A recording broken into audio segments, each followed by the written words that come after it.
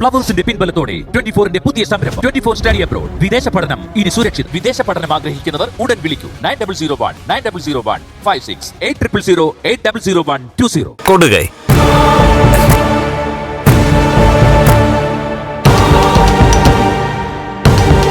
നന്നായിട്ടാ സാഗറെ. ഇന്നത്തെ കാലത്ത് ഫോട്ടോയ്ക്കും വീഡിയോയ്ക്കൊന്നും വലിയ പ്രസക്തിയില്ല. ഒരാളെ മറ്റൊരാളാക്കാൻ ഈ ഡിജിറ്റൽ യുഗത്തില് പെട്ടെന്ന് സാധിക്കും. എന്നാ ഇത് അവന്റെ ഭാര്യയെ എല്ലാം നേരിട്ട് കാണാൻ പോവാ. അവനൊരു അപകടകാരിയാ, അതാ എന്റെ പേടി. അതിനേക്കാൾ വലിയ അപകടകാരിയല്ലേ നമ്മള്, അല്ലേ മാർക്കോ? പിന്നെ അല്ലാതെ. എടാ, അവന്റെ അച്ഛനെയും ആ പ്രതാപനെയും തല്ലിയതുപോലെ വീട്ടിൽ കയറി അവനെ തല്ലിച്ചതയ്ക്കേണ്ട സമയം കഴിഞ്ഞു. പക്ഷേ അതിലും നല്ലത് ഇതാണെന്ന് മനസ്സിലാക്കിയതുകൊണ്ടാ ഞാൻ ഈ മാർഗം തിരഞ്ഞെടുത്തത്. മഹാലക്ഷ്മിയുടെയും കണ്ണൻ സാറിന്റെയും കുടുംബജീവിതം ഇതേ മാർഗത്തിലാണ് അവൻ തകർക്കാൻ നോക്കിയത്. നിന്നെ അതിനുവേണ്ടി കരുവാക്കിയവൻ നിന്നെ കൊണ്ട് തന്നെ തകരണം. അതുകൊണ്ടാണ് ഞാൻ പറഞ്ഞത്, നീ ആ മഞ്ജുവിനെ പ്രണയിക്കണം. എന്നെപ്പറ്റി ആ കൊച്ചിന് നല്ല ധാരണയുണ്ട്. പക്ഷേ ഇപ്പൊ അവള് പൂർണ്ണമായിട്ടും തകരാൻ പോവാ. ഇന്നത്തോടെ അവൾക്ക് മനസ്സിലാവും അവളുടെ കുടുംബജീവിതം തീരാറായിന്ന്. ഒരു പെണ്ണും സഹിക്കാത്ത തെറ്റാ മേഘനാഥൻ ചെയ്തിരിക്കുന്നത്. ഈ മാനസ എന്ന് പറയുന്ന പെണ്ണ് അവനുമായിട്ട് വെറും അടുപ്പം മാത്രമല്ലല്ലോ, അവനില് അവൾക്കൊരു കുഞ്ഞുണ്ടല്ലോ. അതവന് നിഷേധിക്കാൻ പറ്റില്ല. ഇനി നിഷേധിച്ചാൽ തന്നെ അവള് കൈക്കലാക്കിയ ആ മുടിനാരിഴയുണ്ടല്ലോ, അത് സത്യം പറയും.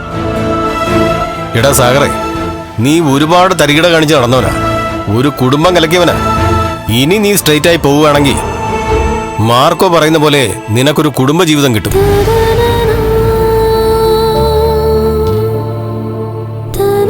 ഈ മേഘനാഥൻ ക്രിമിനൽ മൈൻഡുള്ള ആളാണെന്ന് കണ്ണൻ സാറിന് നന്നായിട്ടറിയാം. അതുകൊണ്ടാണ് പെങ്ങളെ അവന് കൊടുക്കില്ല എന്ന് അദ്ദേഹം പറഞ്ഞത്. നീയും അതേ സ്വഭാവക്കാരനാണെന്ന് കണ്ണൻ സാറിനും അറിയാം, മഹാലക്ഷ്മിക്കും അറിയാം. പക്ഷേ നീ ഈ പറയുന്ന മഞ്ജുവുമായിട്ട് ആത്മാർത്ഥമായിട്ട് ഒരു കുടുംബജീവിതം ആഗ്രഹിക്കുകയാണെങ്കിൽ നിന്നെ പൊതിരെ തല്ലിയവനിൽ നിന്നും അവളെ അകറ്റിയിട്ട് നിനക്കവളെ സ്വന്തമാക്കാം. പെട്ടെന്നേറി അവളോട് പ്രേമമാണ് അടുപ്പമാണെന്നൊന്നും പറഞ്ഞേക്കരുത്. ഇന്നത്തോടെ അവൾ നിന്നെ വിശ്വസിച്ചു തുടങ്ങിയിരിക്കും.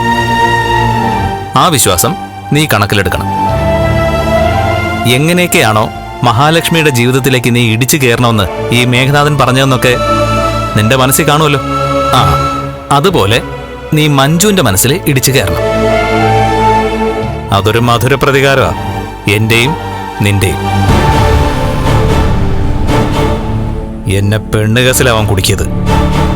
അതിൽ നിന്ന് ഞാൻ രക്ഷപ്പെട്ടെങ്കിലും അവൻ ചെയ്ത ചതി അതേപടി എന്റെ മനസ്സിൽ കിടക്കുക. അതുപോലെ തന്നെ ഒന്നല്ല 2 തവണയാ എന്നെ ലോക്കപ്പിൽ അവൻ കാണാൻ വന്നത്. എന്നിട്ടവൻ പറഞ്ഞത് മുഴുവൻ എന്റെ മനസ്സിലുണ്ട്. അത് പറഞ്ഞതിന് ഇപ്പൊ അവന്റെ കൈയും കാലം തളർന്നു കിടക്കേണ്ടതാ. പക്ഷെ ഇവിടെ അവന്റെ കൈയും കാലും അല്ല തളരേണ്ടത്, മനസ്സാ. ആ മനസ്സ് തളർത്താൻ ഇത് തന്നെയാണ് നല്ല മാർഗം. ഞാൻ എന്റെ ഭാഗം ക്ലിയർ ആക്കാൻ നോക്കാം മാർക്കോ. അത് എത്രത്തോളം വിജയിക്കുമെന്ന് എനിക്കറിയില്ല. വിജയവും പരാജയവും ഒന്നും നോക്കണ്ട, നീ ശ്രമിക്കേ. കല്യാണത്തിന് മുൻപേ അവനൊരു കുഞ്ഞിന്റെ അച്ഛനാ. ഒരു കുഞ്ഞിനെ നമ്മൾ കണ്ടുള്ളൂ, ഇതുപോലെ പല കുഞ്ഞുങ്ങളും അവനുണ്ടാവും. കുഞ്ഞുങ്ങളുണ്ടോന്നറിയില്ല, പക്ഷേ ഒരുപാട് ബന്ധങ്ങൾ അയാൾക്കുണ്ട്. നിനക്കും അങ്ങനെ ആയിരുന്നല്ലോ. ഞാനൊരു സത്യം പറയാം മാർക്കോ, ഇനി ഞാൻ ആ പഴയ ജീവിതത്തിലേക്ക് ഒരിക്കലും തിരിച്ചു പോവില്ല. മഹാലക്ഷ്മിയുമായിട്ടുള്ള ആ സംഭവത്തിന് ശേഷം ഞാൻ എല്ലാം ഉപേക്ഷിച്ചു. അത് ഞങ്ങളങ്ങ് വിശ്വസിക്കുക. നീ ധൈര്യമായിട്ട് മഞ്ജുവിനെ കയ്യിലെടുത്തു. പിന്നിൽ നിന്ന് എന്ത് സഹായം വേണമെങ്കിലും ഞങ്ങൾ ചെയ്തു തന്നിരിക്കും. അല്ല, ഇപ്പം മഞ്ജു എന്തായാലും അവിടെ എത്താറായി കാണും, ആ മാനസയുടെ വീട്ടിൽ. എത്തട്ടെ.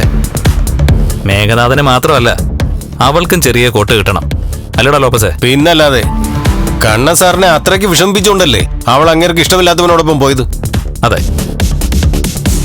കണ്ണൻ സാറിനെ കരയിപ്പിച്ചിട്ട് പടിയിറങ്ങിപ്പോയ പെങ്ങളാ അവള്.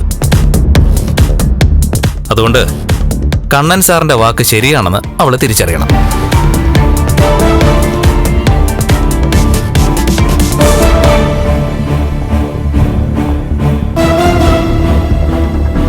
അങ്ങനെയെങ്കിലും ആ കുടുംബത്തിലെ ഒരാളെങ്കിലും കണ്ണൻ സാറിനെയും മഹാലക്ഷ്മിയെയും മനസ്സിലാക്കണം.